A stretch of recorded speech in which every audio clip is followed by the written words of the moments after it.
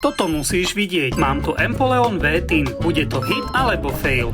Empoleon promokarta, túto tinku som dávnejšie dostal. Teraz už má aj celkom dobrú hodnotu. Určite sa ju oplatí mať v sealed zbierke, tak poďme na to. A mám otázku. Nechávaš si aj niečo sealed, alebo všetko otváraš? Čudný totem. Ohrená jašterica. Poďme na ďalší balík. Toto sú top karty z Battle Styles setu. Ktorá sa ti páči?